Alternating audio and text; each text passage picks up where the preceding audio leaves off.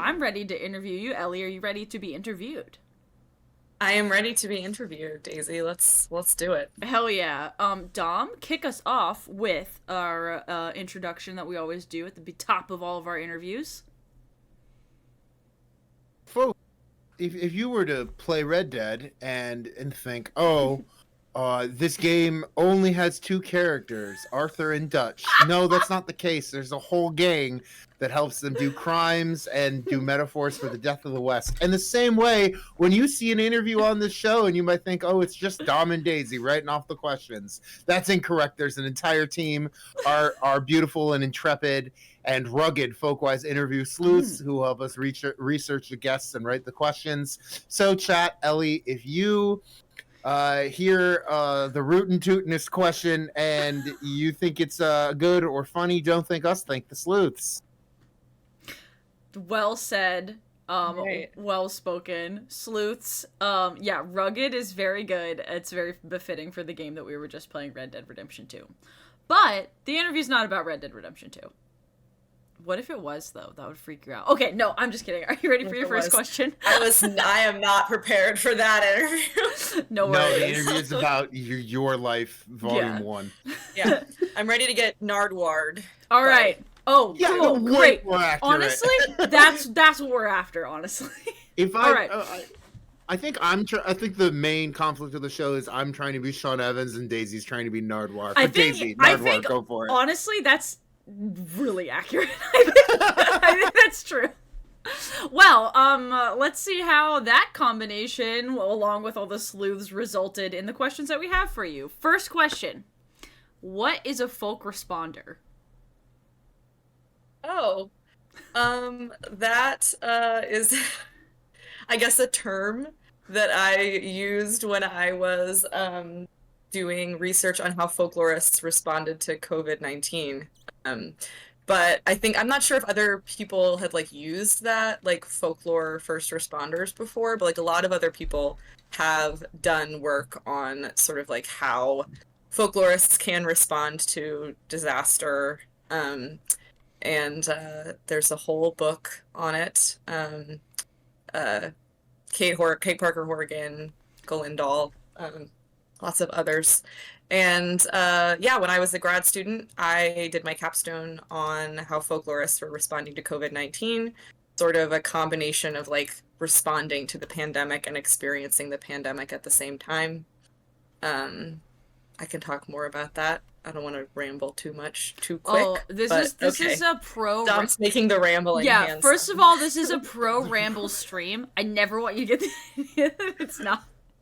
This is a pro Hell yeah. ramble stream. But also, I just thought that it was just such a compelling way to talk about folklore because people don't think they're always like, what do you do? And especially like nobody thinks that folklore, or I shouldn't say nobody, but the general public doesn't think that a folklorist could be the first at the first line of anything. I think, you know, like they're thinking you're the preservationist side, you're the aftermath side or whatever, but I like the urgency that you put into that folk responder kind of framing. Yeah, thank you. And that was like something that I like interviewed a bunch of folklorists for that project, and that was like the urgency was very relevant and like the way that they described what they were doing. It was like we can't sort of be out, you know, doing our face-to-face programming that we normally do or doing field work like we normally would be doing. And like that was also like this was not something that I was originally necessarily looking to like research, but then I did my entire graduate program during COVID, so I like needed to find something to do.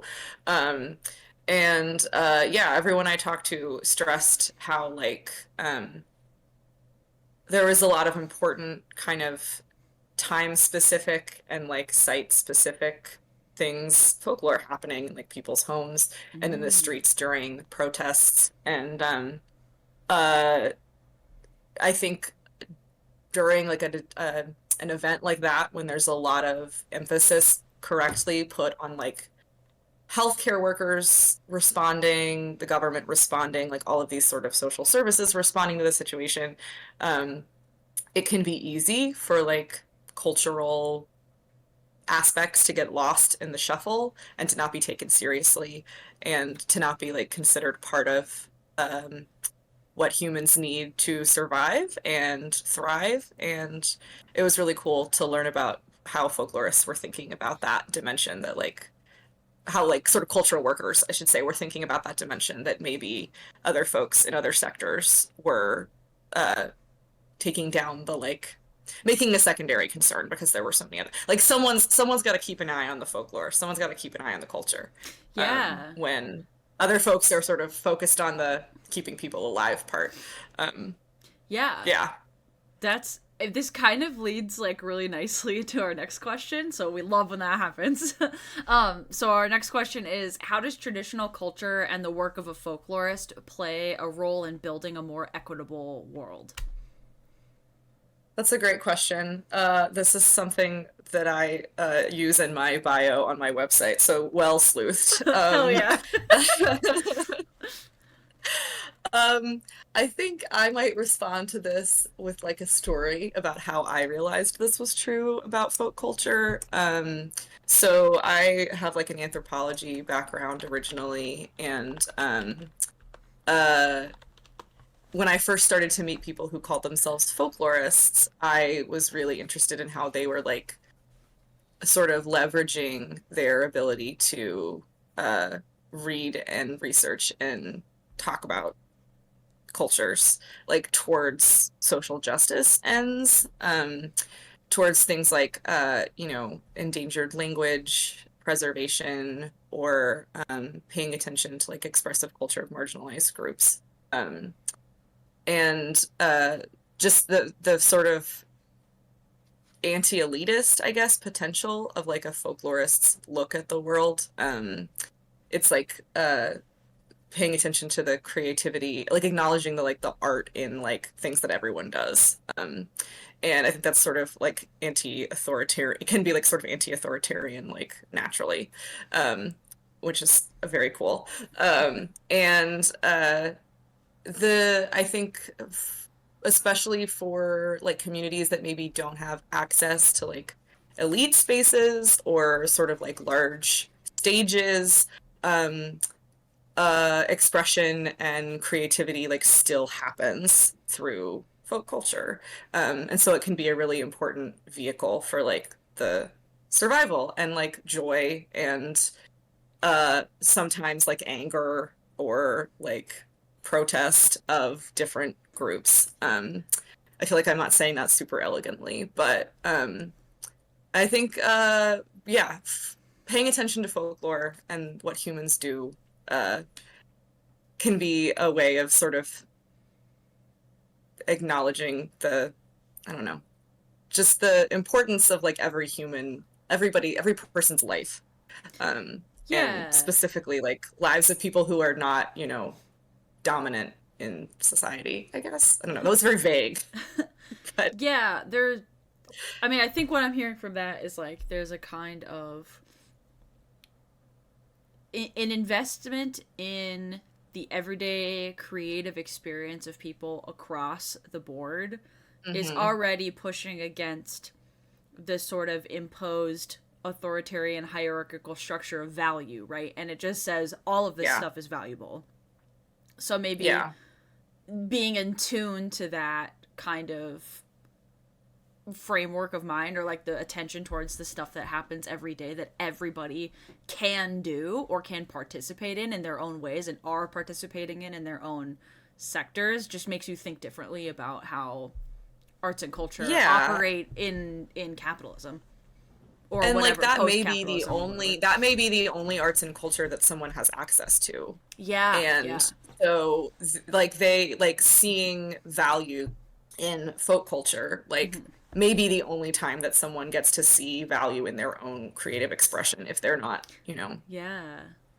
if their creative expression is not being pointed to as like okay or valuable by capitalism or like useful, whoever. productive, whatever it is. Exactly. Hell yeah. Yeah, Death Loris jumped in chat and said, I think folklorists are great at tapping into the cultural politics of emotion in ways that other disciplines aren't quite able to. Little Sarah Ahmed, like, cheeky reference there. But yeah, I think that that's right. Yeah, that's kind of what you're getting at, that like this sort of everyday like creative expression, but also what Deathlorist is saying about how emotions are brought into those expressions. And folklorists have a good eye for that. Yeah, I think so. And like also like those kind of creative expressions like can be very political and like very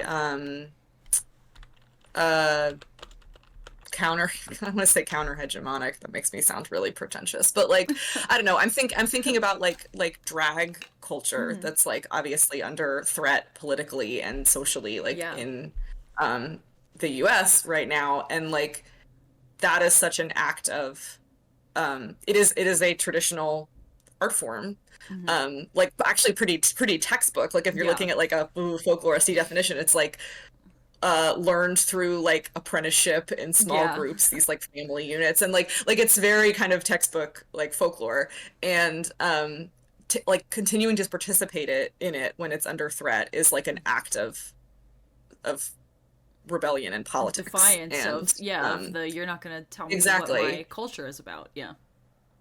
Exactly. Or like you're not going to tell me that my culture doesn't deserve to exist. And so like I think it's cool that as folklorists we can pay attention to that, and sort of like part of what like our responsibility is to like highlight those qualities and support like further the liberation of all people, but like especially people who maybe are either need to or just are called to like seek their own liberation through folk culture. Hell yeah. Yeah. Yeah.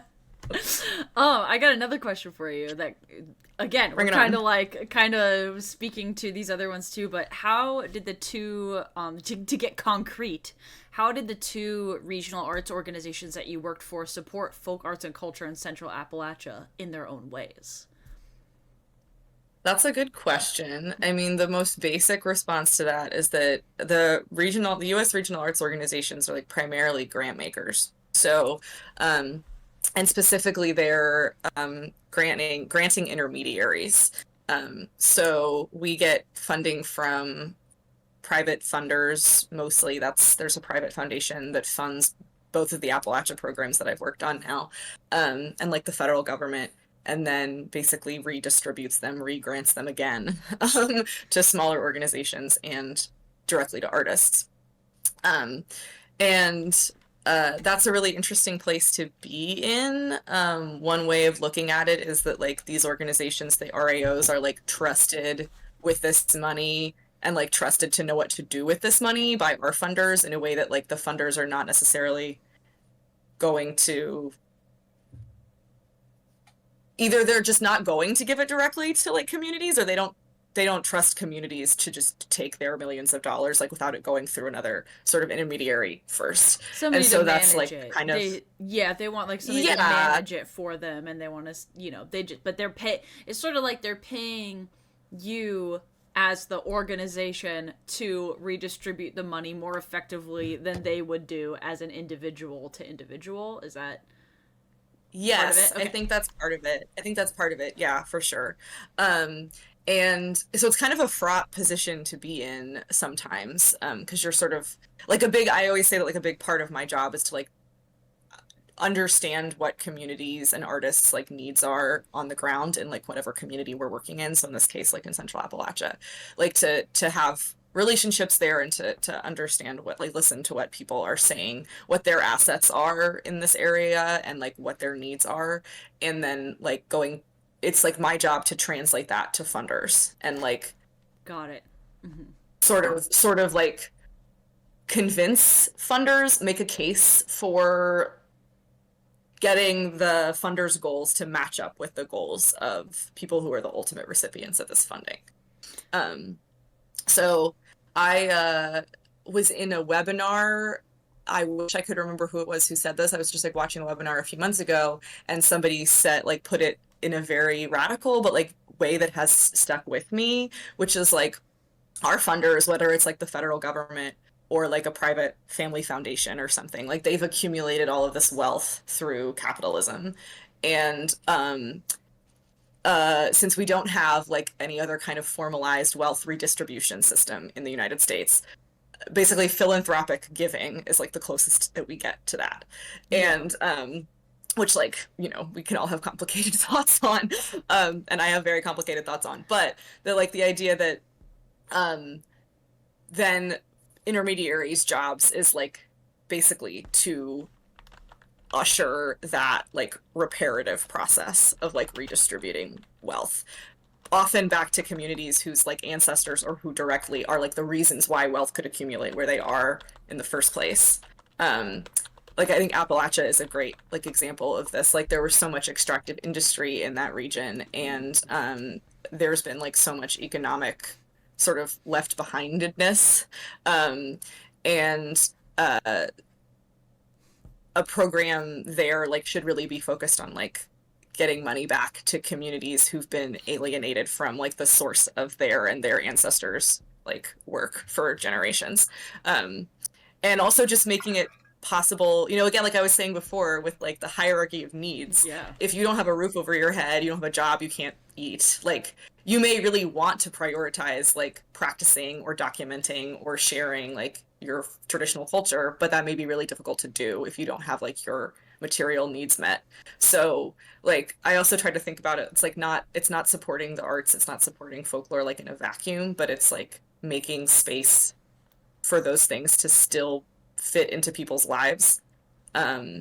So maybe they don't have to spend their own money on materials because they can get their materials from like they can get money from a funder for that.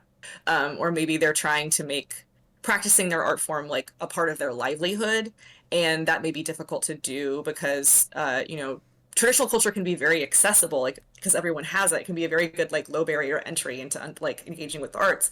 But it also can like be hard to monetize because they're either like trivialized, people don't think of them as being special enough to be worth a lot of money, or if it's like a very like a particularly marginalized community, it may not just be familiar. People may just not be literate in the art form and like may not be interested in engaging with it. So like another part of my job is to like create opportunities for people to make money off of their art forms, which, you know, sometimes people can feel complicated about that too, but the reality is that it is a goal that a lot of artists have and a lot of communities have, is like to like achieve, like economic to do the thing that they love, to make and money, be able to and to be able to live doing the thing they love. Doing the thing that they love. Yeah, exactly. Yeah, it's like I have sometimes said in like the shorthand that like being a public folklorist is kind of like being a professional money redistributor. But it's more complicated than that too, because like you're in the mix of all of these different social pressures, and I think really what the cool thing that a folklorist can do is that we can network across spaces really well because we understand different cultural contexts. So when you're talking about like communicating to funders, you know, like why XYZ arts are important, like that's not a job that everybody can do. Because if that was a job everybody could do, everybody's arts would be funded and this wouldn't be a problem, right? But well, listen. Yeah, I know. It's a particular skill. I see. I won't say it the way I was saying it earlier, but DPI Stanley said that it's sad that it's controversial to say that artists should be able to live off their art. Yeah, it is sad to say that, honestly. Fucking sad to say that. Yeah, and I also get the argument of like, okay, well, people need money to exchange for goods and services, right? So like people want to do that in a way that is meaningful to them. If you know, you can argue if that's even possible, but this is one of the ways it could be possible, or you can bring resources to people. But the chat is also like blowing up about, do you know Megan Hillier Geisler? MGH, Megan Hillier Geisler. Chat is asking Chat's if you like, and Megan Hillier Geisler can become best friends. I think we have a best friend for you. I am so excited to meet my new best friend. No, I don't know them. She's super cool. She goes to IUPUI and is a PhD student in philanthropy, minoring in folklore. And Yeah, so basically, she's like minoring at like IU Bloomington folklore and lives in Indianapolis, and she's doing her business PhD. Yeah, it's That sounds fucking cool. That sounds really cool. Yeah, next conference we're making the two of you hang out. We're making I the was two of gonna you hang say, out. look, Yeah, I do want to meet her. That's it sounds like we have a lot to talk about. She's coined folklore. I mean, coining, adding lore to anything, whatever. Oh, like but anyway, like philanthropy. Yep, like PHIL ORE, is it folklore? I don't remember. Whatever it is. Yeah. She's really freaking cool, and anyway. Sounds dope. I was just curious because you're speaking a very similar language about interrogating, funding and what are these systems doing? Like, what kind, if folklorists fall into a system that both like reaffirms but disrupts these sort of systems of a current economic system, like how are we doing that, and in what ways could it change or not change, or what's the lore of the funders themselves, like that often gets missed too. And so I think that you two would have some good ideas. Boy. And sounds also like for vibe. Anybody in our chat who's listened to that interview and now this one too, you have other ideas maybe that you're thinking of as well. Hell yeah, that's fascinating. So I just to clarify really quick, what are the two organizations? Because I think that would be helpful. That's okay. I just wanted to clarify because I think that they're interesting. So Dom, we know on the back end what they are, but Dom dropped a link to two of them in the chat earlier. I linked people in chat. The Mid-Atlantic Arts and South Arts. Because I know a lot of people listen to this. Yeah. I was like, nah, let's talk about the. No, I'm with you. That's no, but I also think that you made a really good point about less about viewing what individual organizations do and what the category of employment does, if that makes sense, which I think is a helpful point. Like you can look at like specifically Mid-Atlantic Arts and what they do for that area, but to talk about it at a level of like what the career choice of a folklorist could be, I think is also helpful. So anyway, just to circle back. Well, I maybe went about that a little backwards. I currently am the program director for Folk and Traditional Arts at Mid-Atlantic Arts, which is one of the 6 U.S. regional arts organizations. There are 6 of them. If you live in a U.S. state, you are in the jurisdiction of one of the RAOs. Mid-Atlantic Arts jurisdiction is 10 states and other U.S. jurisdictions. So it's basically like New York down to Virginia, over to West Virginia, Pennsylvania, and then also includes D.C., the U.S. Virgin Islands, and Puerto Rico. And then I've been at this job for about 6 months. I'm quite new, but before I came here, I was the assistant director for traditional arts at South Arts, which is the regional art, the RAO that Dom knows very well. Because he's a Florida State folklorist, so worked with him a lot when I was at South Arts. And they have the Southeast, basically 9 states in the Southeast that they serve. And I worked with Teresa Hollingsworth, who's a wonderful person and wonderful folklorist, who I learned a lot of these ideas sort of with and from. There are more and more folklorists working at US RAOs for a long time. Teresa is the longest serving one. She's been there for almost 25 years. She's been around. And there have been lots of other folklorists who sort of worked at US RAOs for like shorter periods of time for a long time. There were a few years there when Teresa was the only one. And now, partly due to getting like an influx of private funders who are interested in funding traditional arts, particularly in the case of like those two organizations, like particularly in Appalachia, that has led to like the creation of a lot more folklorist positions. So like I work with Joel Chapman, who's also a folklorist, and friend of the show together at Mid-Atlantic. Friend of the show, friend of the pod, Joel Chapman, the Chappening, and as I call him, El Chapo. And Taylor Dooley Burton also now is in my old role at South Arts. So both of these RAOs both have 2 folklorists on staff doing folk arts. Like Mid-Atlantic actually has more folklorists on staff doing like communications and grants management, other stuff. But there's 2 of us doing the folk program, which we will infiltrate everywhere. Taylor, come on the show. But Oh yeah, get Taylor on the show. Taylor, come on the show. Taylor should be on the show. She'll stay in Taylor's touch. awesome. Yeah. Um, Hell yeah. Hey, can I just say that I taught my students this week about what a regional arts organization does? hell yeah. It came up on Monday. Nice. Nobody knows what we do. It's like we occupy this like very weird, like everyone's heard of the National Endowment for the Arts, and like Yep. a lot of people have heard of like their state arts agencies, Yes. but like They there's don't this know- middle tier. Yeah, they That's don't know, exactly like, how it nobody came knows up we in exist. class. Someone said, "Is there anything Yeah. between the NEA and like the state arts agency?" And I'm like, There sure "There's is. 6 things between that." There are specifically It's me. 6. Yeah. Yeah, Yeah. there are 6 of them. And like I think the RAOs have done kind of a varying job of supporting folk arts over the years. Like sometimes it's been really strong in some regions and sometimes it's not. It's been kind of checkerboard. But now is like a really exciting time, I think, to be working in an RAO. Like I said, because we have a lot of funder interest, it means we have a lot of money, which means we can do a lot of stuff. So Interesting, yeah. like our main program that Daisy referenced in Appalachia at Mid-Atlantic Arts is called Central Appalachia Living Traditions. It's the sister program to South Arts in These Mountains program. And Central Appalachia Living Traditions, or CALT, as we lovingly call it. Not cult, but CALT. With an A. I love the Cult. One of my favorite bands Yeah. from the 80s. It's, you know, if you talk to us long enough, it does start to sound a little bit like a cult too. But Folklore is a cult. Full folklore stop. is kind of a cult. Yeah, but it has many tendrils. We work mostly in Appalachian counties in Virginia, West Virginia, and also Ohio, which is not one of Mid-Atlantic states, but we're borrowing it from Arts Midwest for this particular program. And we do we have several like funding programs where we're giving money to artists and organizations to support traditional arts in Central Appalachia, which was like a very underserved part of Mid-Atlantic's region prior to this program.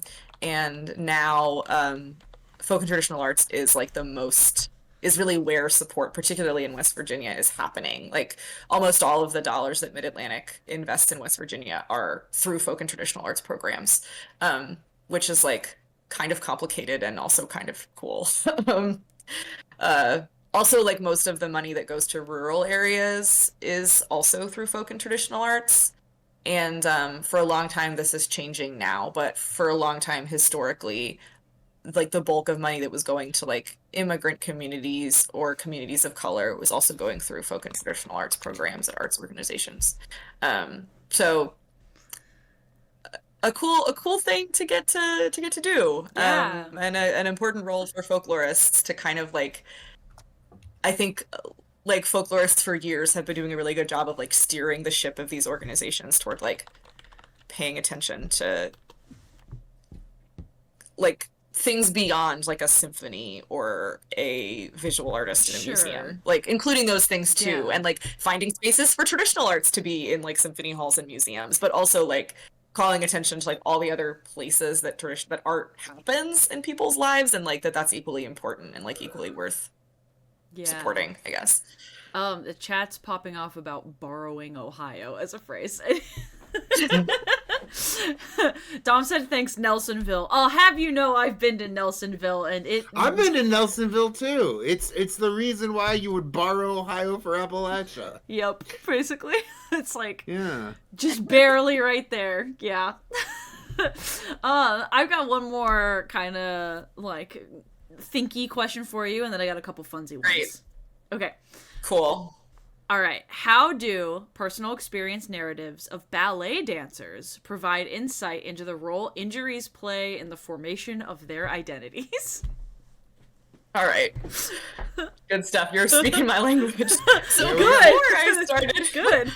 before I started researching sort of like folklorists responding to COVID and like got into kind of the genre of folklorists who work in like disaster response. Before I did that, I did most of my fieldwork and most of my writing around like the folklore of mostly like people who were trained in classical ballet like in their youth, not necessarily like active classical ballet dancers, but like people who grew up in like a classical ballet sort of studio or like a pre-professional studio. I grew up dancing at a pre-professional studio. It was like the only thing that was my only activity when I was a kid, really. I was there like every day. Oh my God. It was my activity. I was there. I danced every day of the week. I like worked, my job was at a dancewear store. Like it was my thing. My mom was a gymnast. Same thing.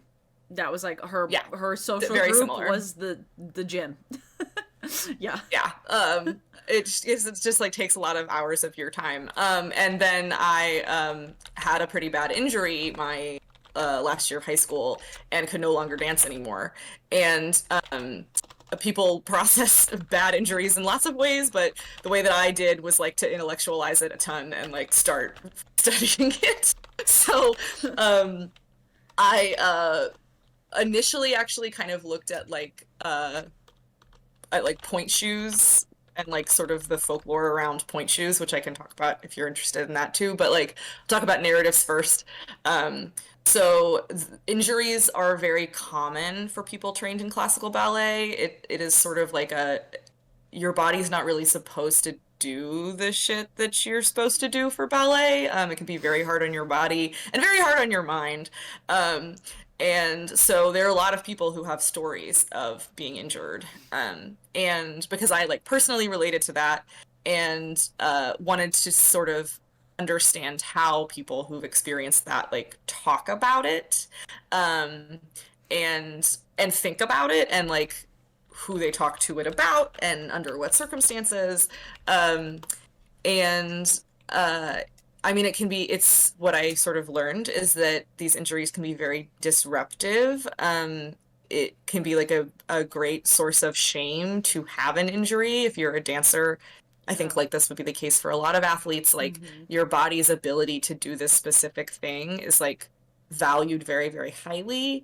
And it can be hard to like locate value of your body anywhere else if you can no longer do that very specific thing that you're supposed to be doing. If you can't do that anymore, sort of like, what is that? It can be hard on like a dancer's sort of self-esteem or like self-conception. Like this is my life. This was my life. My access to this part of my life is like predicated on this particular like able-bodiedness that I no longer have, and like what do I do with that? And a very particular kind of abledness, which is interesting too. Yes. Like, because it's not. Yeah. I don't know. It's like hyper. I'm sure that disability studies has a word for being like hyper able. But yes, yeah, something like that. I got into a lot of disability studies stuff when I was writing about this. I always have felt kind of complicated about that. Kind of like there's like some irony to that, right? Because like I still experience like ramifications of my injury, and I don't have like the range of motion or like physical ability that I had when I was a dancer, but like I don't consider myself disabled, like a social model of disability. I don't really have difficulty navigating the world. But a lot of the words that people in disability studies a lot of the theories that people in disability studies have to refer to people becoming disabled are also applicable on sort of like a different level to people who like oh my gosh, I'm gonna blank on this person's name, folklorist, and he wrote about like the remission society that like chronically ill people belong to. Like they're maybe not like acutely sorry, the Neptune Society. No, he called it the remission society, and it was just this like sort of like just as like a category of people who are like maybe no longer acutely ill, but like they are chronically ill, and they just sort of like exist in this like not totally at 100% sort of capacity.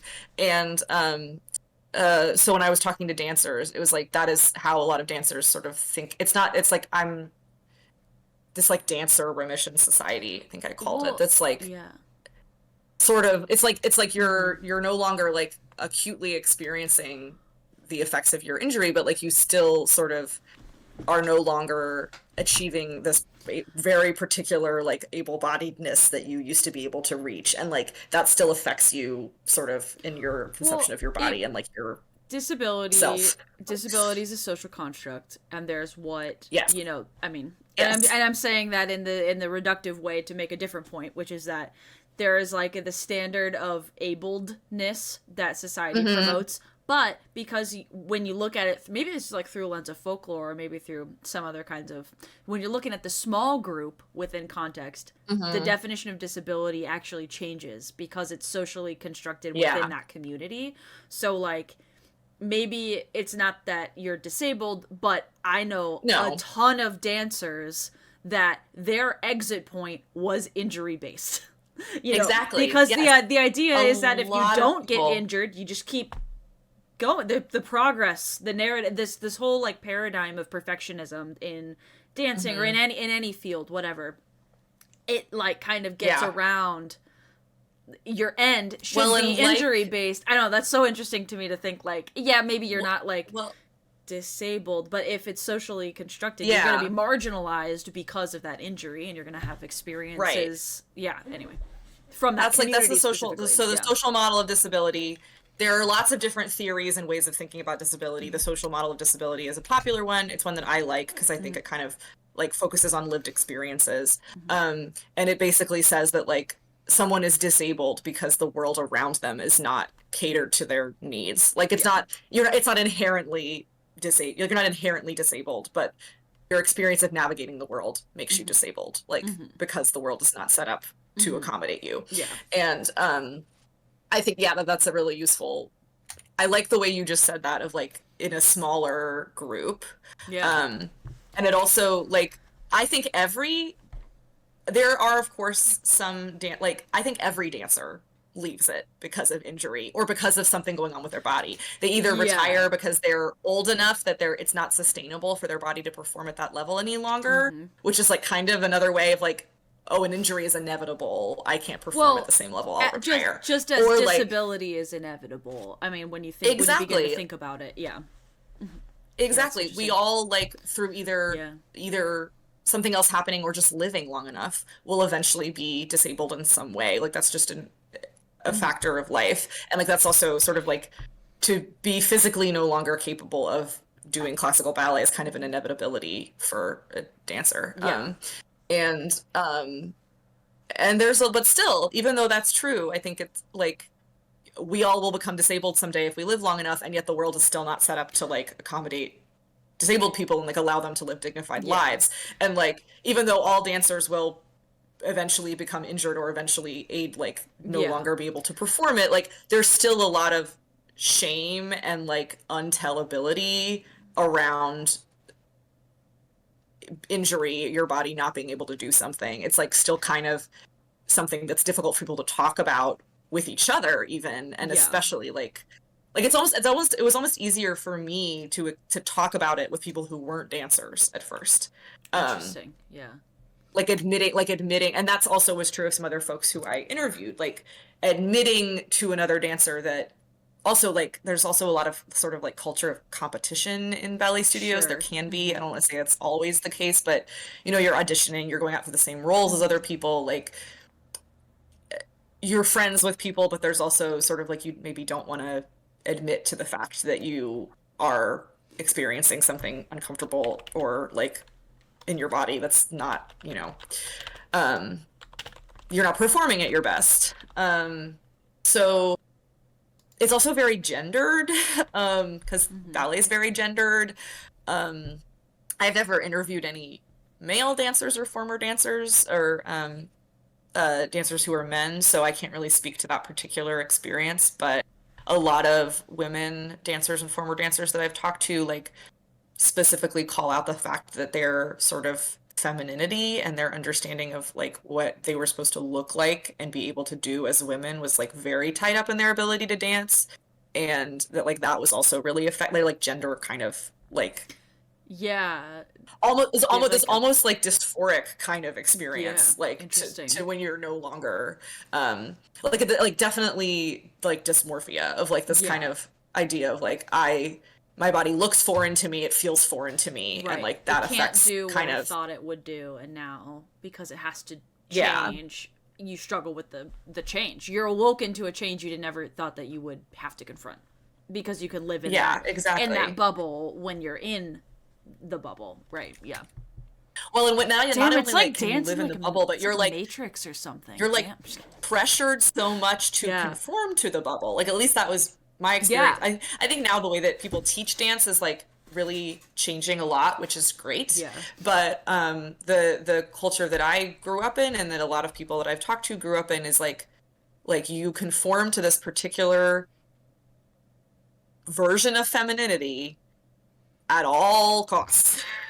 And because dance is, you watch it, it's a visual medium, and so the way that you look and the way that your body looks is very important, and the way that like,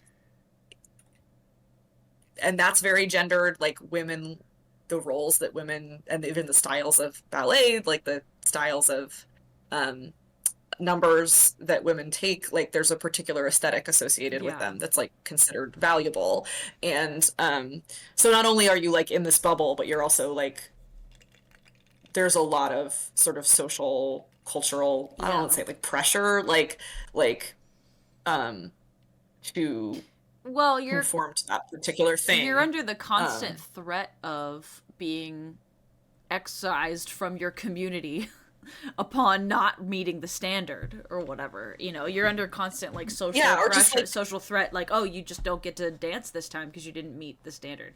That I don't think is always, you know, the case necessarily, but there is that kind of like, but that's the most extreme version of it, for sure. Yeah, and like I've also spoken with women who like, not only did they maybe experience a physical injury, but like they also had like mental health ramifications to like being in this world for so long, or like they developed an eating disorder. And I think that kind of is like a parallel. I didn't focus on that as much. I was mostly focused on physical injury because I like body stuff. But that's definitely like a parallel story that like I think is really sort of the same things are happening. Like eventually, if you try so hard to conform to this particular ideal, like that is what will make your body break down, or like that is what will make you no longer able to achieve it. So there's this like kind of irony there. It's like the harder you try, the harder you push yourself, like the more inevitable it is that you won't be able to do it anymore. I it's intense. I totally get it. That was very insightful. Thinking about like, I mean, and it's fun because I don't think most people imagine ballet as a thing you could study as a folklorist. But what you've just shown is like, this group is having something very, you know, kind of just happen. Nobody knows why this like code is necessarily there and how it's socially reinforced. It's just part of your experience of being a dancer. We know why it's there. It's there. Right. It's there because of whiteness mostly. Well, I guess what I mean to say is like when you're 8 years old, you're not necessarily aware of that. Yes, totally. Yes. But as you grow and you like your body changes, your mind changes, you start to see it. You're like, oh damn, like I've been really held to a social standard that is pretty impossible for the vast majority of people to reach. But all of that still relates to your creative expression, which is how you talk about your dance practice and your injuries. So yeah, that's like cool. I've never argued that ballet is like a folk dance, because it's not. It's like fairly like it's fairly elite. It's fairly formalized, but like there is folk, like dancers still have folklore, like as a occupational and cultural group, and like that's really what I've been interested in. And what I was gonna say, that it's like part of your expression, like part of your expression is like how you describe your experience as a dancer, but like it's not just social pressure with no, it's not just social pressure with no benefit. Like it's like when you're at your best dancing and you're like on stage, like that fucking rules. That's like one of the best experiences that I've ever had in my body. And like there's a there's a payoff there. Like I feel very ambivalent about it now because it is so like destructive. It can be so destructive, but like it's not illogical for people to like continue to want to reach this sort of ideal, because it's so great. And good at it. Well, and that is reaffirmed not just like personally but socially as well. Like, you know, like all your friends are there. Totally. Like it's hard, you know. But also you're making me think about like the embodiment of social cues too. I think people talk less about there's a lot of like, I am describing a fun joke we have together. That's folklore. But embodying social rules is another kind of like creative expression that is not totally conscious, but I'm just thinking, I don't know, people body checking or something, like, not to get too deep into that, but I'm thinking of other ways that rules are sort of used by, or sort of, what is this, ostension? Is this ostension? Right? You're doing a semiotic, you're doing like a symbolic communication with your body, of these rules, consciously and unconsciously, you know, which I think is, you're bringing up in a lot of the stuff that you're looking at. I think dance is like a very cool, like, a lot of things that folklorists are interested in kind of all happen with, I mean, they all happen with everything, right? Because like folklore is everywhere and everything is folklore. But like ballet in particular, like there's this, like there is the sort of how we talk about it kind of thing. There's like the embodied practice of it and like, how you embody tradition in as a dancer. And then there's also a lot of like interaction with material culture that's really interesting. So like it's kind of all, and it's all like so connected to each other. Like none of them can happen without the other one. So it's just a very, like this very rich area to point shoes study. Can't happen without a foot. There's like an anticipatory right? Well, I mean true. Well, the point shoes can happen without a foot, and the foot can't happen without the point shoe. Yeah. Like when you're dancing, like you're on, like you can't do that without like the point objects. shoe. And you have, and I don't know if you know this, but like point shoes they've been made the same way basically since they were invented, like for 100+ years. I actually didn't know and that. They're made I would have assumed there was a little bit of innovation. There's a little bit of innovation, but I'll come back to this. But the innovation is frequently like shot down. Like when people try to innovate, it's often like not received well, for like lots of interesting reasons. But like it's made of basically paper mache. That's like paper and layers of paper and glue covered in fabric. That's what a point shoe is. And they break down. Like they don't last for a long time. Like some professional dancers could go through multiple pairs of point shoes in one performance if they're dancing them hard enough. And when you first get them, they're not ready to dance on yet. You have to, so like there's all these, you have to break them in. And there's all these like very particular kind of idiosyncratic ways that people break them in, and they learn from each other. And they learn from like pop culture sources and from their teachers, and like figure out how to make their point shoe perfect for them. And like, that's also really interesting. I'm gonna transition into like a funsy question that we had for you, because I think you're getting transition. Just because you're getting to it. Point shoe folklore. Like, give us what's the weirdest thing that you've heard or seen somebody do in a dance studio where you were like, "That's how did you prep?" And how did you prep? Oh, how did I prep? Both. Yeah. My prep was pretty simple.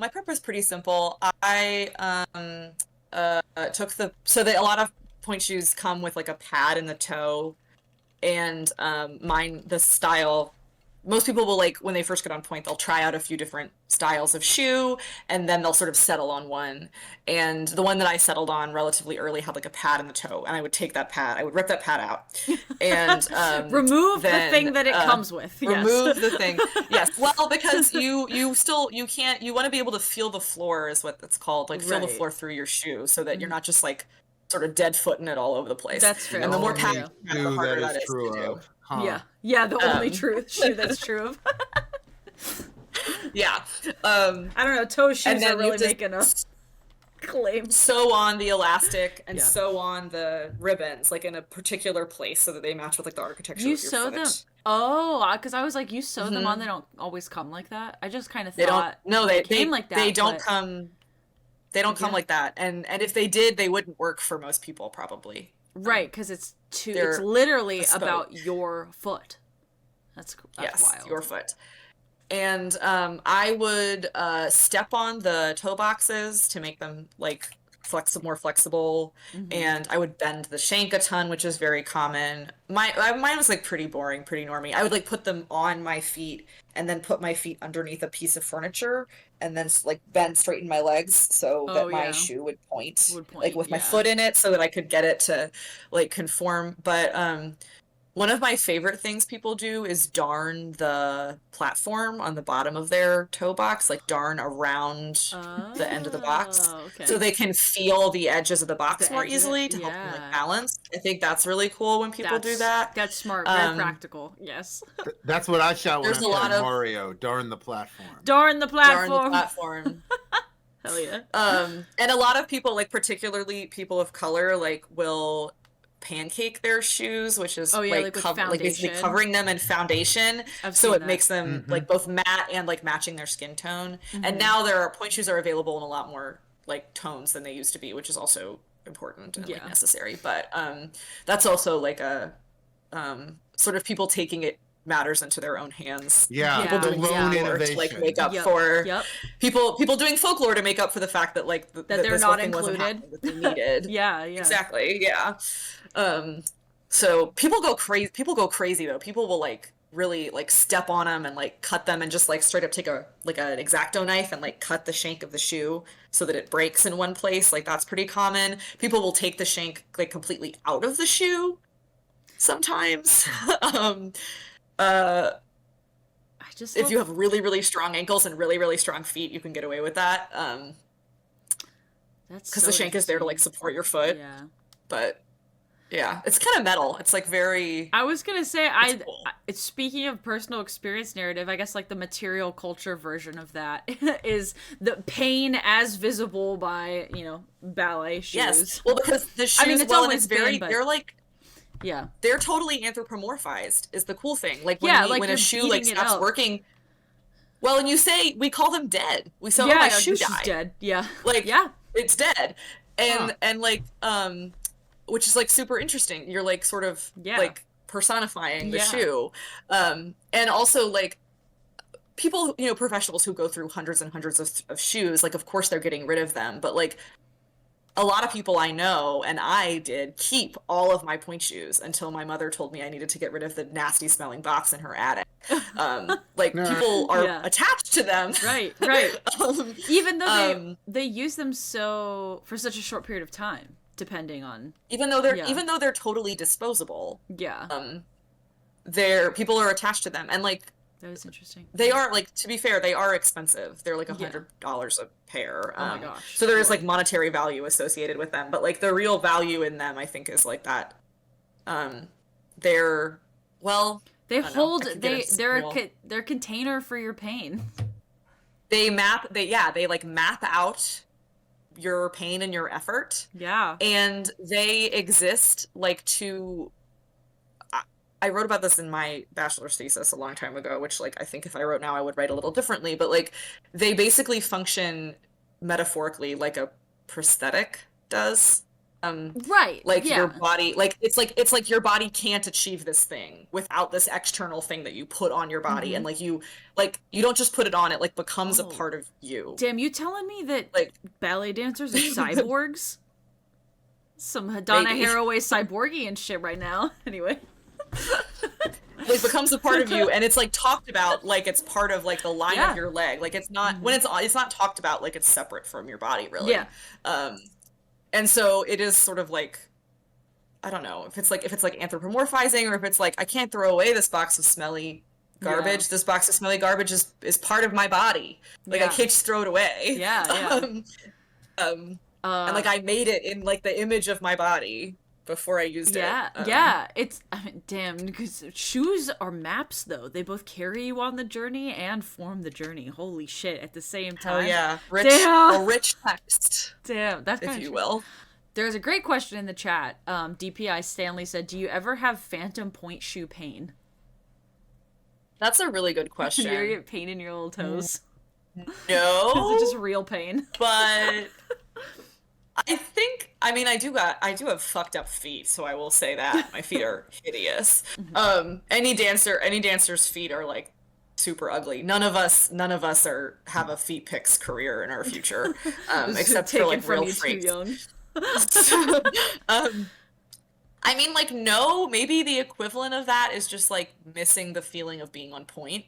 I guess. I mean, other dancers may have different things to say about this because I've never asked anyone in those specific words, and like maybe now I will. But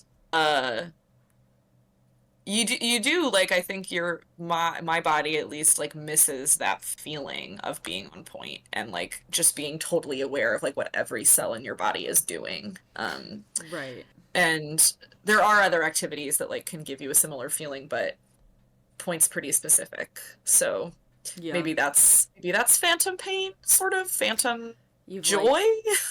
Like, hyper sensory awareness or something of like just phantom being in your euphoria body. Yeah. of being in your body. Yeah, I don't know. That's a really good question though.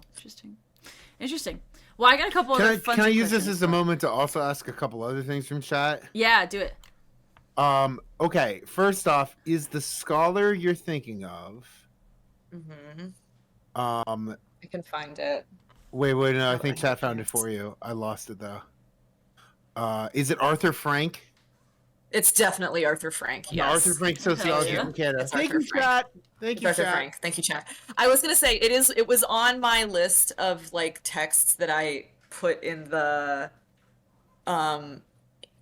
episode description for when I was on Camille's podcast a while ago, so I knew it was like available, like Yeah, it was you're like, handy. it's somewhere. Friend of the It's show, definitely Camille. Arthur. Yeah. Yeah.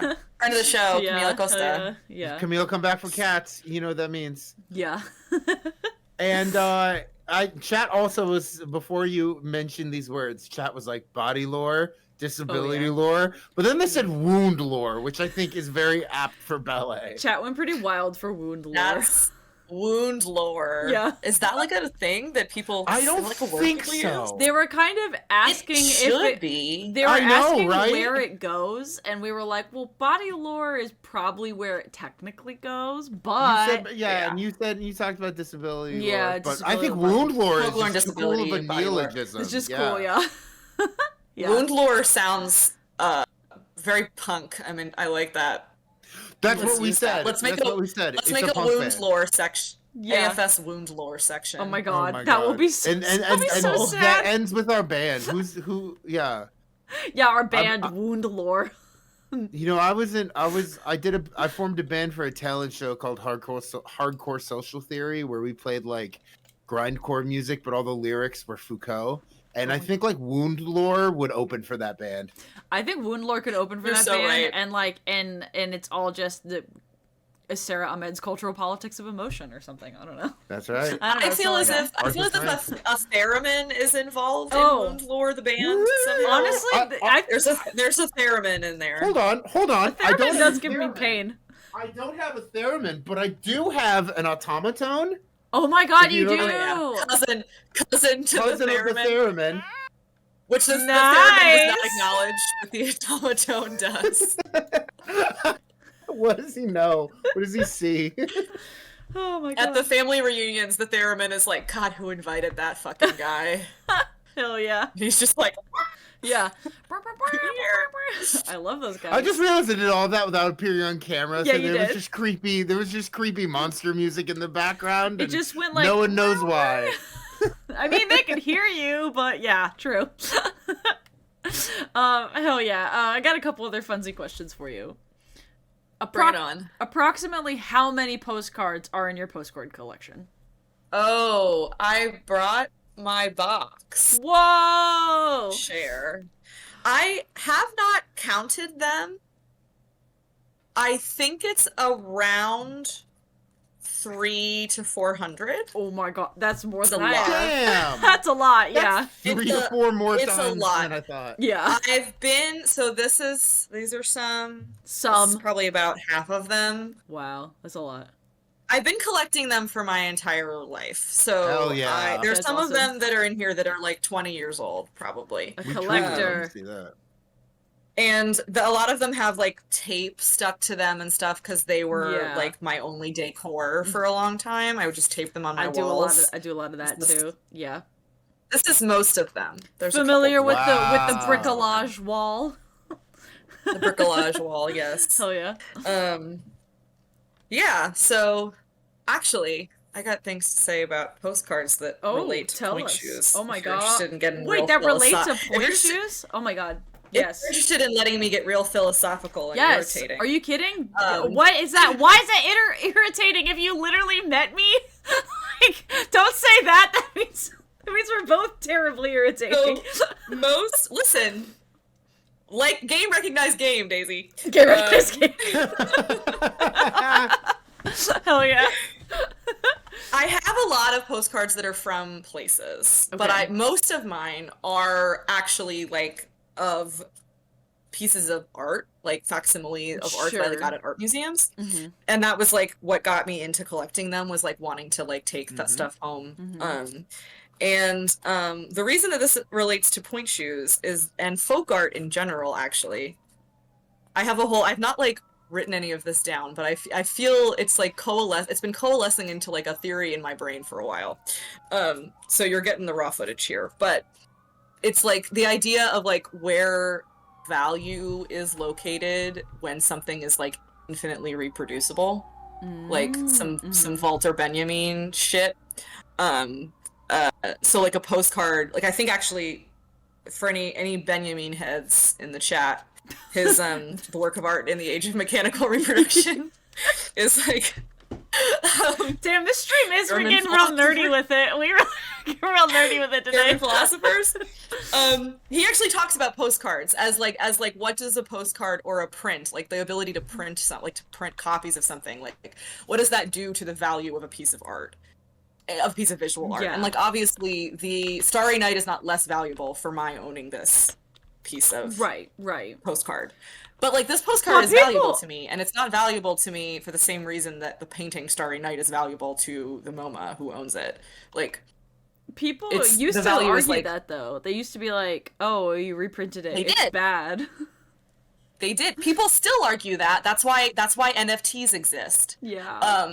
That's why the blockchain is a thing. It's Damn. because people are trying to like perpetuate scarcity as the location of value for things. Damn, and like people- the only location of value for People things. be living their That's lives right. in scarcity when they should be very abundance mindset It focused. should be abundance. And but Daisy, if there's abundance, what am I going to do with all this money? Just sit on it or put it somewhere? Damn, it's okay. I can't. Those are my only two options.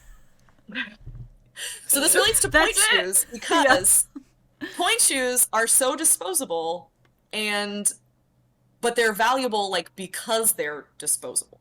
Like they're reproducible. Every pair of point shoes of a particular style that you buy, you want to be exactly the same so that you can Yeah. personalize it to exactly the same as you possibly can Yeah, get. And they're all a little bit unique, but you're aiming to reproduce the same thing Yeah. over and over again. And that's what makes them valuable. They're not valuable because they're unique. They're valuable because they're the same every time. Yeah. And that's also like not exactly true of a lot of like traditional craft, but like it is like an example that I use to explain like in my job the way that traditional arts differs from like what people call fine arts. One of them, there are lots of reasons, and like those lines are super fuzzy and like socially determined and are ultimately nonsense, but like a lot of times how value is like what makes a piece of art like valuable or worthy of getting a grant, for example, is that it's like innovative. It's one of a kind. The artist is doing something totally new.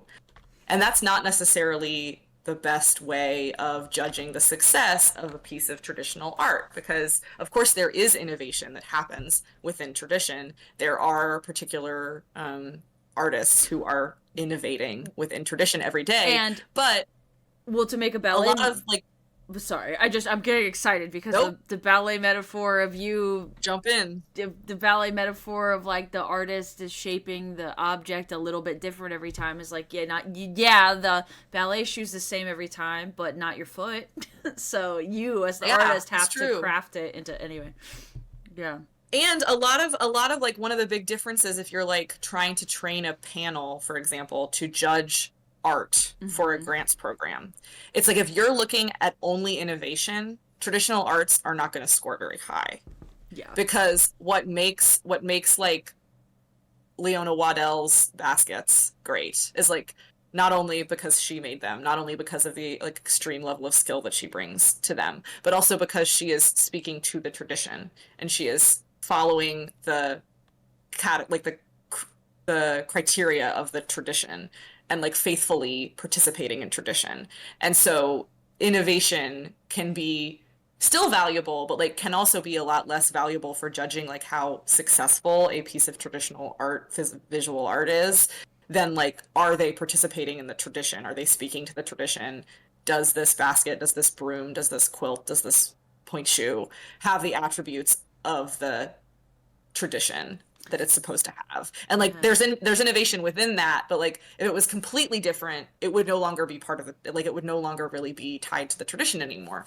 That's why there's different categories of these things. You know, it's not like you're graded only on tradition. That's why there's categories for I don't know. That's why free play exists. You know, do what you want. Yeah. That's that category. There's other ones too we can measure and think about these things. Yeah. Yeah. And that's part of like, I don't know, I feel the same way about like this is valuable to me because it looks exactly like Starry Night, but because it's not. So like, because I bought it in the MoMA gift shop when I was 13. Yeah. And I've had it for 15 years. Like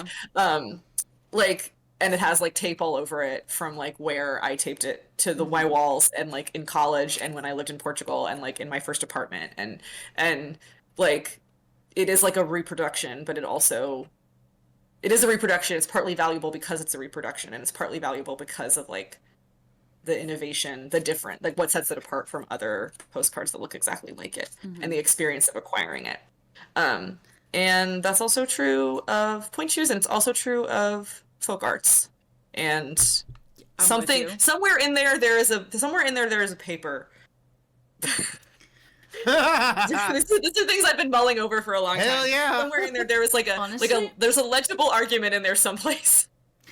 There is, and what I would suggest is when this goes up on YouTube, just like transcribe that part and just turn that into your beginning of the presentation. Yeah. That's what, I do that all the time. Honestly. Really? Yeah, I love just like saying stuff and then transcribing it and being like, okay, I think I thought you meant with like shit you said on the show. With I don't know if I say enough like stuff quite relevant. Man, you should start milking that. Is that the Folkwise version of p hacking? Just like using what you said in a Folkwise episode to write. You don't know what that is? Yeah. I know what you mean. You use the same data set like to publish like different findings over and over again. Like in chocolate cures Alzheimer's, gives you Alzheimer's, cures heart disease, gives you heart disease, and they're using the same data. Mm-hmm. Yeah. Or like this group of people who we did in a study, we can write about how some of them were men and also how some of them were short. And we'll pretend that these are two papers. That's the Folkwise version of that is just publishing wholesale things we said on the show. DPI Stanley is very confused about p-hack. No, just the letter. No, just the letter. It's a variable. It's a variable. It's a variable. It has nothing to do with like. It's not. We're not returning to body lore. We're getting way too into quant, and the audience is confused. Yeah, we're like, I signed up for qual tonight. I signed up for qual. This is hard sciences shit. We're not allowed. I have too many things to think with about. Ellie, you're cool for going a little over because it looks like we're going a little over because your answers are too good. Yeah. Is that cool for you? I got nowhere else to be. Hell yeah. Cool. Hell yeah. Okay. All right, I got this. You cut me off. You hang up on me whenever you want to hang up on me. No, we're having fun. No. It's Ramble Hands the show. Come on now. Hell yeah. All right, I got two more funsy questions for you that maybe will be shorter or longer depending on how you choose to answer them. But what's your favorite Teresa challenge? What's your favorite Teresa Hollingsworthism? Oh. It's something she said. That's so good. She has so many. She's just top favorite people on the planet, that woman. She says this thing whenever she's trying to like get herself and others to relax about work. And she'll be like, we ain't working for UNOS. We're not working for UNOS. Like the organ procurement organization. Oh, that's so specific. Basically, she means that like what we're doing is important, but it's not life or death. Yeah, right, it's not right. time-sensitive life or She'll death. say, like, we don't work for UNOS. Like, we don't work for, like, the organ transplant people. I'd Oh be my like, God. what? Like, I would need her to explain that to me, like, step by step. She said that to me multiple times. Like, my we God. don't, like, we're not transporting organs. Yeah, the very, very we're common folklorists. phrase. Yeah, that thing everyone that says. everyone says. That Atlantaism. Yeah, oh my God. Dom, do you have one? Yeah, what's your favorite Teresaism? Oh have- my I God, was I just don't know if I curious. have I don't know Wait, if do I you have a have one? favorite Teresaism yet, but I also love when that I she do, roots I for will the have- Yankees. Does She really? worked for currently? She roots for the Yankees. Oh, That's I her thought you baseball said team. works for the. I was Yeah. like, Oh, I didn't know what? that. No. No. It's because when she was growing up, the radio station in her house, like her home in like Eastern Kentucky, would pick up on Yankees games. Yeah, So her That's parents were like funny. Yankees Hell fans because they yeah. would hear them on the That's what radio. they're That's hearing. So she's a Hell yeah. Yankees fan. That's awesome. take that, Pittsburgh Pirates. Whoever Yeah. else would have been technically closer, but had a less powerful radio station. Yeah, I found out the other day that Kentucky doesn't have a Major League Baseball team anywhere in the Nope. state, even though They make all the famously- bats. they make all the bats. Yeah, Something wrong about that. I know. A final question before we have a game. And some chat okay. questions, maybe. Oh, can I try to answer the Teresa Hollingsworthism? Oh, yeah. I wasn't Yes, sure if I you I were just still think going she's with it. got Cheers. the most one-of-one smile on planet Earth. I don't think I've ever seen anyone That's true. smile like her. If you like Aw. described that smile, it'd be like, that's Teresa. You know what I mean? She's That's got pretty like a good. distinct That's so way of true. smiling. Yeah. That's Anyway, awesome. that's it. We should clip that and send it to her. Oh God. Make her feel good. No, Anyway, not right now, Daisy. right now. We're not working for UNOS here, okay? I'm not working for you. Calm down. We're not working for UNOS. Hell yeah. Ellie, what should people see on a vacation to Portugal? Oh, What should I they love make this sure? question. Aw. First of all, you shouldn't vacation there. I mean, you should vacation there, but if you can help it, you should live there for a full year. Oh, damn. I mean, that helps. Yeah. As most people who Go to see this will Portugal. be able to do. My favorite vacation spot in Portugal is Évora, which is like it's sort of in the interior of the country. It's not along the coast. Most of the popular vacation spots are like Lisbon, Porto, the Algarve, which are on the coast. Évora is a little inland, but it's like wine country there. And there are three things, other than the wine, which is amazing, and the food, which is equally amazing. There are three things that are really cool about Évora. One of them is they have a chapel made of human bones. What? Yo! You just gonna drop that on us like that? Damn. Fucking what? Damn, what? It's called the Capela dos Ossos, which means Chapel of Bones. Welcome to And the fucking this was a boneyard, thing. fam. This was a thing that the Catholics Welcome to did. the They would like when the boneyard. nuns or Damn. whomever would die, they would like arrange the walls. It's like all over the wall, the interior walls of this chapel are bones. Damn. Gooey Demon Which is said, so Catholic. yeah, ossuaries. Yeah, Death Laura says, Ossuaries. yeah, bones, bones, bones.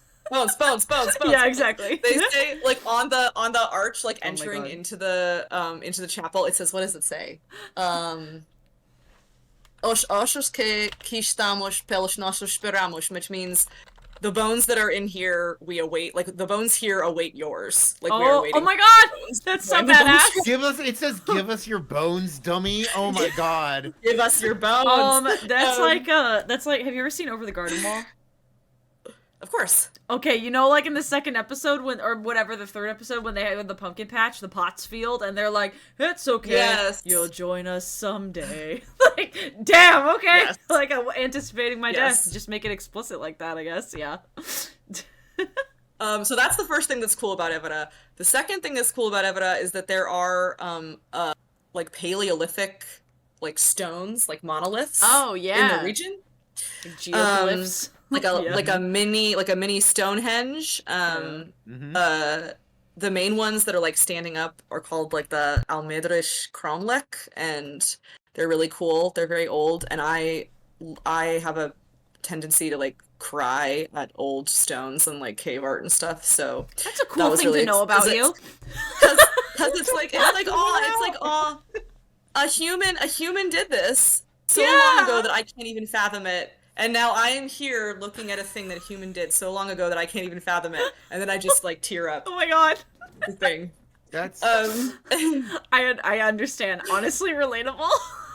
that's basically the same reason why I cried during the Mega Man rock opera at MagFest, Daisy. Yeah, yeah, I mean that makes I was sense. like, some nerd wrote lore for a corporation that barely paid him in the 80s, and these nerds made an opera about it. I'm crying. A human did this. Yeah, a human did this too. A human did this. Yeah. And then the third thing that's cool about Evora is I have it right here. Oh, we got props. Props. There's this particular folk art of these pottery that they make in Evora. I cannot remember what it is called right now, but I will have to look it up because they call it a museum, but it's just a studio. You can like walk around, and it's a whole like village of this. Whoa, that looks these like little this. guys. That's awesome. Yeah, but like bigger ones. Like this is a very small one that I bought to take home because reproducibility and uniqueness and taking something with you. But there's like it's like a whole little town and with like little people in it, and like some of them are really lewd. Like there's a couple of them that are like fucking in a window. You can like look through a window and they're like having sex. And there's one guy who's like on a toilet. So it's like very funny. It's supposed to be funny. It's like sort of crude and like, oh, this is real life in pottery. There is a name for it. I just cannot remember it right now. It's killing me, but I'll look it up later probably. Oh my god, it's literally written on the side of this. It's the Aldeia de Terra. What would that? It's right there. I could have read it. Aldeia de Terra. What would that be like? Aldeia. Like the house, like it's the house of the earth or something, or like the. It's of the earth. I can't remember what Aldeia means right now. I think it's like studio. Oh, yeah. Studio of the earth. That would make sense because it's fucking ceramics. Damn. Isn't that really just kind of like the earth, but art is ceramic? Earth. I'm fucking with you. I could be wrong. I could be wrong about what that means. I so swear. If anybody knows Portuguese. The Dr. Google says it's village. Village. Sure. Okay. Village of the earth. Yeah, they're all like little village there you go. creatures. That's cute. It's a village. I love it. Those are the three, and then there's also like several restaurants that are just in people's basements, and it's like the best fucking fish stew you'll ever have in your life. So that's my favorite vacation spot. But if you're there long enough, you should also go to the town that I lived in, which is Aveiro, Aveiro, which is on the coast in like the central north part of. It's like an hour outside of Porto, just south of Porto. Hell yeah. And it calls itself for tourists the Venice of Portugal, which is a stretch, but it is very beautiful. A stretch. It's nothing like Venice. But it's beautiful. It's the Fort Myers of Portugal. Oh my god. It's nothing like Venice, but it does have canals. Oh. Because it was its major industry was salt harvesting and seaweed harvesting, and they would take the harvest from the coast through town into the interior of the country with this canal system. So it's beautiful. Yeah. They also have my favorite like folk Catholicism festival ever in Aveiro. So São Gonçalo, I don't know what his name is in English. Saint Gonzo or something is the patron saint of Portugal. Saint Gonzo. Sorry, I just thought of the Muppet. São Gonçalo. But the São Gonçalinho is like the version of him. This is the patron saint of Aveiro, and they have every year the Festa, the São Gonçalinho, festival of São Gonçalinho. And to honor him, all of the good people of town go outside the capilla, the São Gonçalinho, the chapel of Saint Gonzo, and they flip their umbrellas inside out, and then they stand there where other people go up on the roof, and they throw this disgusting, really hard bread covered in powdered sugar, and they fling it off the roof, and you catch it in your upturned umbrella. That sounds like so much fun. I would totally do that. It's awesome. It's awesome. That sounds really cool. You catch the bread, and like you can eat it, but it's nasty. But it's just like you try to. They're just throwing away bread. It's designed for flinging, not for eating. It's the throwing like kind of bread. For prosperity. Yeah. You catch the bread. That's awesome. And it's a really great town. Beautiful, like Victorian and like Art Deco kind of architecture, weird desserts. We like a every weird like dessert. Portuguese, because Portugal is like a Catholic country, and I'm just giving you Portugal facts. Apologies. Because Portugal is a Catholic cool. country, they use up a lot of egg whites to make communion wafers. Mm-hmm. And so the nuns in various towns came up with something else to do with the rest of the egg. So like every kind of municipality has like an egg custard based dessert. Oh my god. Yeah. So like the Like that. most famous one is like the pastel de nata, which is like the egg tarts that are very popular. Those were like originally from outside of Lisbon, and now they're just like everywhere, and they're delicious. Hell yeah. But the egg custard dessert of Aveiro are called ovos moles, Ovomole, ovo mole, and they look like a fancy hotel soap. But they're molded. Yes. They're a molded communion wafer, like molded in the shape of a fish usually, or like a shell, and then full of egg custard. And then they're like a little self-contained. This. They're very weird, but they're very good. That's awesome. And they're the signature dessert. So go to Aveiro, get some ovos moles, and then go get boned at the Capelle de Shasha. Yeah. Usually not what that phrase means, but yes. Your biggest fan in chat wanted you to bring up Nada, so there you go. Yeah. Oh. Wanted me to bring up Natash? Yeah. Who is that? No, DPI Stanley. DPI Stanley. Oh, that was Reed. Okay. Yeah. Also, DPI Stanley. DPI Stanley has proposed a title for your next presentation: Postcards, Point Shoes, in Portugal. Triple P's, Triple baby. P for P hacking. Let's go. That better. That's P hacking, baby. That's P hacking right now. That better be the description on the YouTube video. Ellie Dassler's here to talk about the 3 Ps. The 3 Ps. I actually should just walk around with that on a sandwich board, because that's just my entire personality. Damn, didn't know my That's everything you need to know about me. Didn't know that my I don't know, memory-based bricolage would have so many P's in it, but here we are. Here we are. Doing stuff like that. Anyway, well, sorry for going over, but you asked me about Portugal. No, thank you. No, if you're cool going over, awesome. we will always go over. That's why in like the schedule thing we send to guests, we say it's 10 onward, free time. Either the interview goes long or we play the game again. We know what happens. Yeah. I'm gonna go ahead and get the screen set up for a little game for us to play. It is game time. You're familiar with our show, but for people in the audience who maybe haven't seen the show before, Dom, why don't you go ahead and tell the people what they're in for? A tier list? Not usually how we ask that. Okay. What are you in for? Menacing and terrifying from the deep dark world of fighting game tournaments that streamers have made part of everyday life on Twitch. That's right, the amazing tier list, a way to rank choice in everyday life. And speaking of Ellie's everyday life, and specifically maybe like backstage at the dance studio, yeah, we're talking ballet girl movies. Yes, we are. Hell yeah. Okay, I gotta tell you, this is distinctly not my area of expertise, but was the sleuthing's combined expertise. You have a fellow ballet girl in the sleuths who popped the fuck off on this. Popped the fuck off about this. Yes. Okay.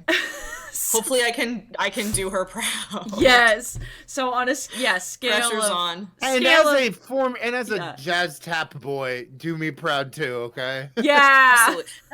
I'm always trying to do you proud, Dom. LA. Well, we have a list of them, but the scale is yours. You get to set the criteria for evaluation. So, and you can change it at any point. The only sort of stipulations are that this goes horizontally and vertically. So, like, top left of S is like number 1, and the bottom would be the bottom right of D. So you can stack multiple in different areas. You can, you can really make this what you want. All right, let's do it. Let's bring it on. I'm crossing my legs again. I'm getting into my Let's do it. game Yeah, let's position. do it. Yeah, exactly. Let's go. Let's go. Chair. All right. By order of this, it looks like the first one up there is Billy Elliot. That's right. Oh my God, S. Absolutely. Hell One of my yeah. favorite- Hell yeah. One of my favorite movies of all time. Billy Yes. Let's fucking go. Let's go. Let's go. Listen.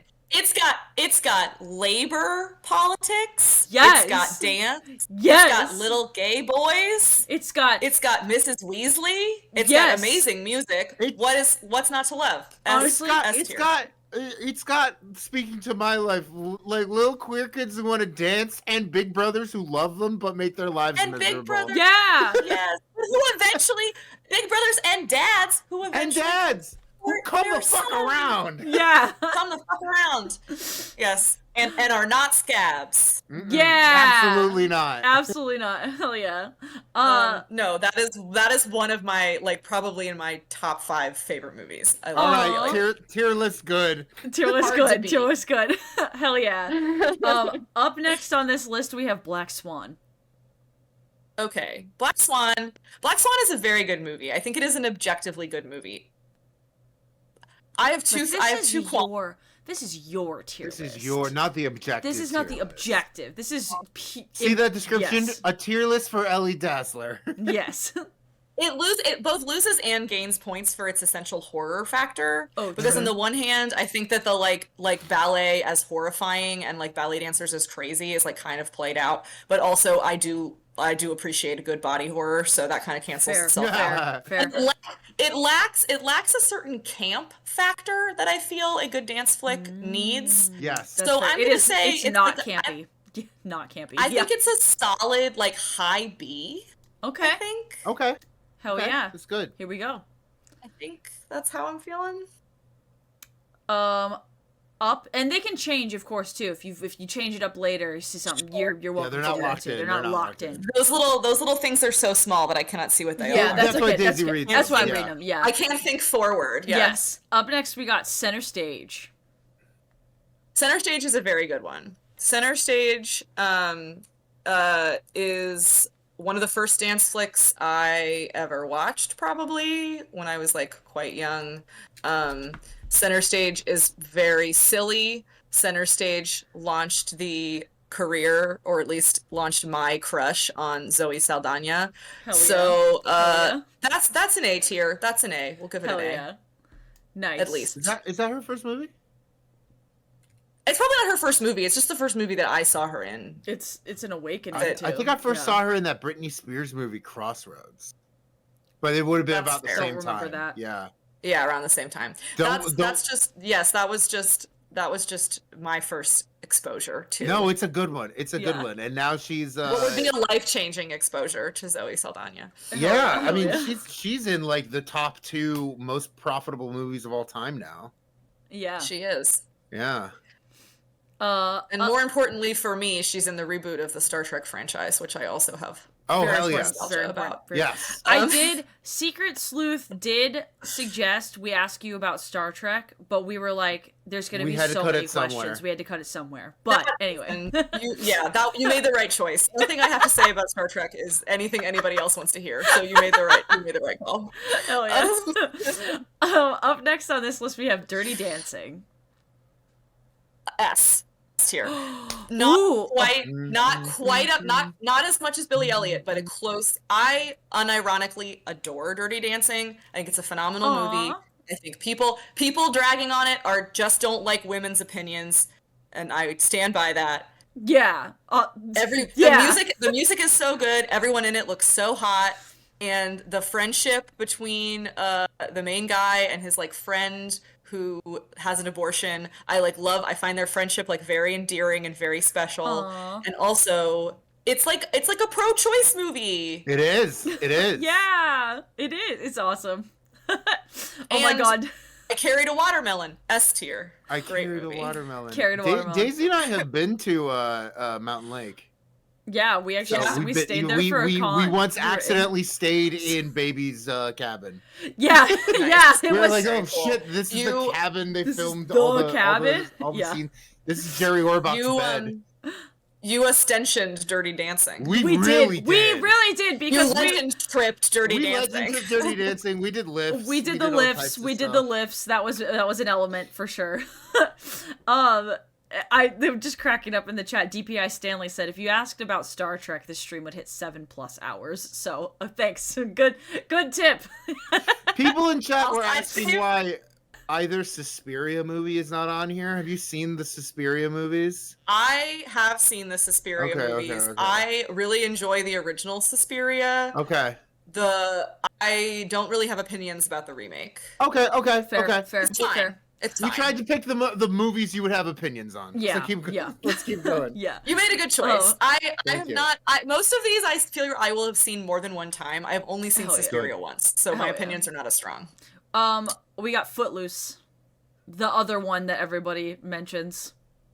I think Footloose. I think Footloose is probably a low B Sniff? for me. This is the original Footloose. This is the Yep. original Footloose, right? Yep. Not the garbage, because the remake is garbage. I think Footloose is a perfectly fine movie. The warehouse scene is what takes it up a notch from perfectly fine to good. So I think it is probably like tied with Black Swan, maybe a little below Black Swan, but B tier. B tier. That makes sense. Sorry, my cat is maybe causing havoc in the background, so I might have to mute myself and dip real quick because he's up there and he's trying to eat a plant. But anyway, I'm just. I actually think we should invite your cat to rank these movies instead of Sniff, me. get in here. Sniff, get in here. Come here, dude. Sniff, what do you think about Channing Tatum? Sniff, Come on. Come here. Sniff, come here. He's probably got an opinion. He's a very opinionated cat. He's trying. Oh, there could be many Channing Tatum movies on this list. Sniff. Please sniff. I tried to pick an actor that wouldn't spoil it. Yeah. You did well. He's in a lot of dance movies. Up next, we have Girls Just Want to Have Fun. Girls Just Want to Have Fun. Sarah Jessica Parker know dance that. contest. Oh, yes. I have seen that. I have not seen it very many times. I don't know Fair. that I have opinions about that one. That's fair. Through no fault of its own, C. Fair. Love it. Love it. User error, but Love C. it. Favorite thing when someone says I don't have an opinion about it and then immediately ranks it. It's I'm fucking hell yeah, awesome. that's the instinct I appreciate. Yes. Well, I have to rank it, don't I? Yeah. I have to put it somewhere. So C is average. Sure. Yeah. Let's go with that. Up next, we have Honey. Oh, Honey.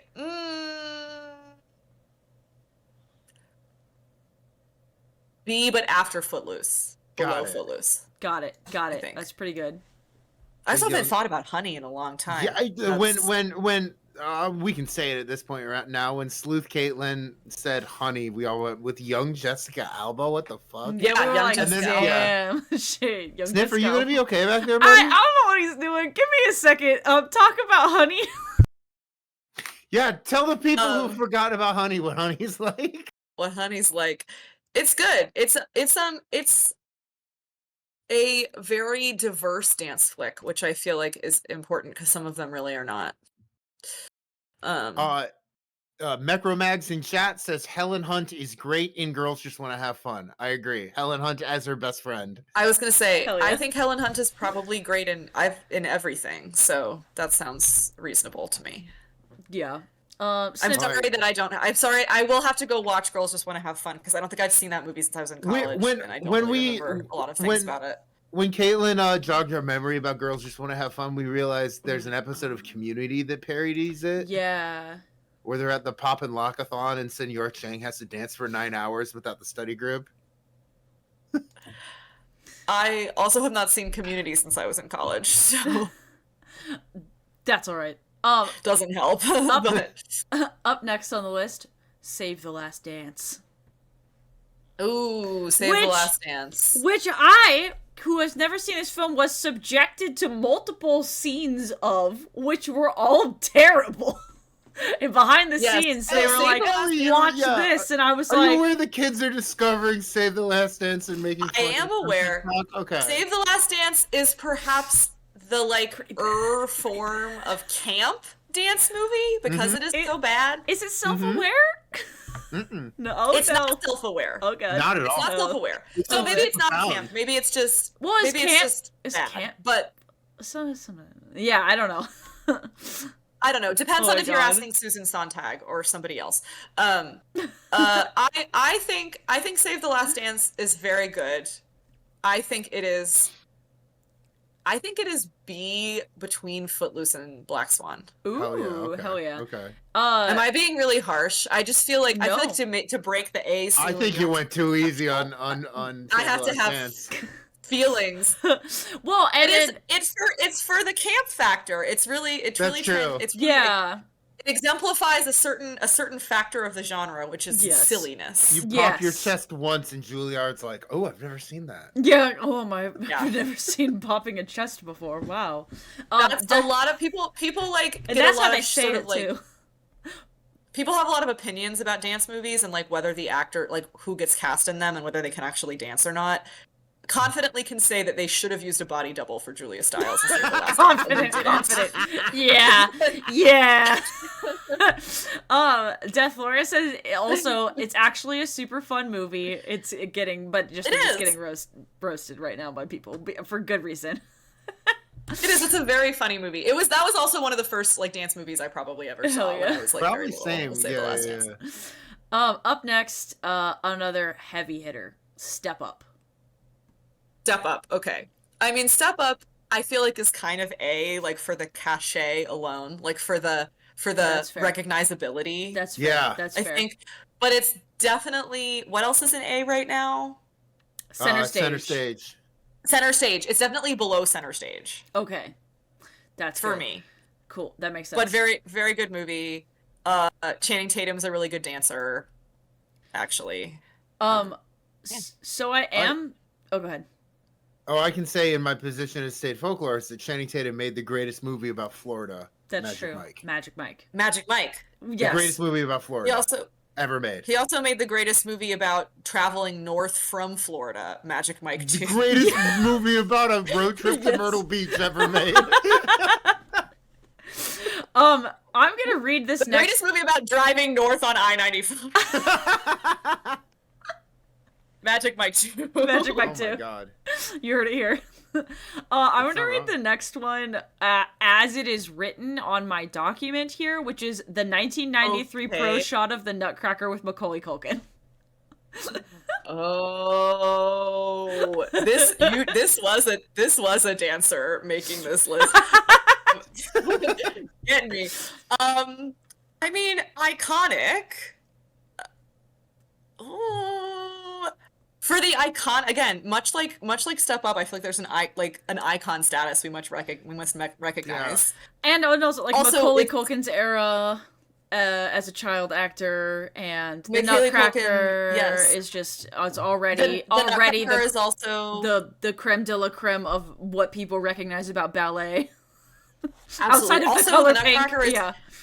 Nutcracker is perhaps like the generator of like the most folklore among dancers because like Oh, we've all totally. performed Yeah. that shit a million times. Yeah. Like we know all the music, like we know all the choreography for like various like anybody who's Yeah. like danced for a long time. They're like, "Oh yeah, I can recognize the choreography from like this professional company, and like, oh, this costumes, like it's all very spends a lot of Yeah. time thinking about Nutcrackers." Anyway, A tier, I think even it's either right below Step Up or right above Step Up, and I can't decide. We can Let's circle go with back. in between. Let's go with in between, above Step Up, but below Center Stage. Okay, that seems good, and we can always circle back if you feel like you got to put Step Up there. Okay. Last but probably not least, the Red Shoes. The Red Shoes. This Like was the fucking 1949 French ballet movie, the original dance movie. based on the fairy Oh my tale. God. I have never seen this all the way through. I have only seen excerpts of this. Mm-hmm. But everyone's seen the excerpts. Yeah. For importance, I probably should give it a B for like importance for molding of the genre. But let's go with low B. Okay. This is Flashdance Erasure, however, and I would Oh, like to lodge a shit! complaint. We can't. I was gonna can't say, be too long. yeah, this can't be too long. We can't have too many. But honestly, That's my other S tier dance flick is fucking It's- Flashdance. fuck. Okay, well, we missed out. Yeah. All right, hold on. I got you one. The people on on Twitch can see this, but you'll be able to see it in post. I'm just gonna go ahead and put Flashdance up there. I know what they're doing. It'll Strictly show up in a Ballroom second. is But... also a really good one. Okay. We tried to keep it a ballet. We could get into the bagger all night. I understand. Listen, yeah, Flashdance is very important. Jennifer Beals, similar reaction to Jennifer Beals as Zoe Saldana, and then she was on the L Word. It's all very important. Oh my gosh. Anyway. So I'm looking to see what Daisy is doing on What is Daisy doing? to chat. I Don't believe they are worry. just. It's just taking me a second because I believe what they are doing is just making a text overlay that says Flashdance and just Sure swapping it am. onto S tier. Yup, that's exactly what I'm doing. Great. So chat's gonna be able to see that. Yeah, chat's gonna be able to see it. Nobody else is gonna be able to see it, but don't worry. It'll stay with you forever. It'll be in the interview. Forever in our hearts, Flashdance. Yeah, I'm actually just What gonna do a it. feeling. I'm actually just gonna do it like this. You like that? Yes, they are dragging a ping into OBS. That's I'm what just they gonna are do it doing. like that. Yeah. When you see There's this, also when you see the interview, you'll get it. Since we fucked up I so can't bad. wait. I'm just kidding. there's also another recommendation if people want like a deep cuts dance Oh my god, movie. yeah, actually, yeah. There is Let's go, I'll do it for real. There we go. there is the 1983 Spanish language adaptation of Carmen, Oh, Okay. which is really really good. It's like very meta. It's like about a flamenco dance company putting on a production of Carmen, and it's actually very Black Swan, where like the lines between like the characters, the roles that the dancers are playing and the dancers themselves like blur. like that. That's cool.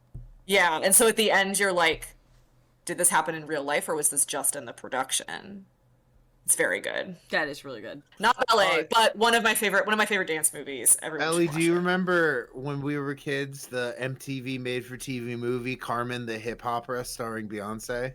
Oh, absolutely. What? Oh, yeah, no one talks about that You anymore. fucking bet No I one do. talks They don't about make that anymore. they don't make them like Carmen the Hip They Hop. really don't. any longer. They don't make them like any movie where Beyonce was still going by Beyonce Knowles. Let me Yeah, tell you. yeah, that's fair. That's a great point. They don't make them like anything MTV was doing in our childhood. That's anymore. true. And like under most circumstances, that is a Together? positive thing. No one's even talking about Those- Together yet. Yeah. Under most circumstances, the fact that they're not doing it like old MTV is a positive thing, but they should remake Carmen the Hip Hop. Carmen the Hip Opera with Beyonce now. That would be pretty Renaissance Carmen the Hip era Opera with Beyonce Beyonce. now. Yes, with mononymous Beyonce. Hell yeah. This is what I have to do to keep my cat calm. I think Chad just nicknamed you Ellie Such Flash. a love. Ellie Yeah, Flash. Chad Flash just nicknamed you Ellie Flash Dassler. Dassler. That's fucking awesome. I'll take it. That's very good. As someone who's gone by a nickname my entire life, that's a Yeah, better nickname. That's good. My Dassler? name. Flash Dassler. Hell Flash yeah. Dassler. Hell yeah. Yeah, Sniff is very good. He's just sometimes not. He's Well, just please- a baby. please give him my love. Yeah, he's just a baby. Give him a little smooch for me. I will. Aw. Tom, what do you think from a scale of Billy Elliot to Girls Just Want to Have Fun? How inclusive is How your bad dance do the studio? boys wanna have Yeah, how fun bad too? do the boys want to? Because honestly, this is kind of a scale. How bad do the boys want to have fun too? Oh I mean, yeah, Johnny Castle. Did I be mean, having a lot of honestly- fun in Dirty Dancing. Be having a lot of fun. He'd be having a in lot Dirty of fun. Dancing. hell yeah. That actually is, except actually in that case, if that were the scale, then Black Swan would be last because girls are having no less. Oh, fun. that's Girls true. are They're having having no fun in they're that having movie. no fun. They're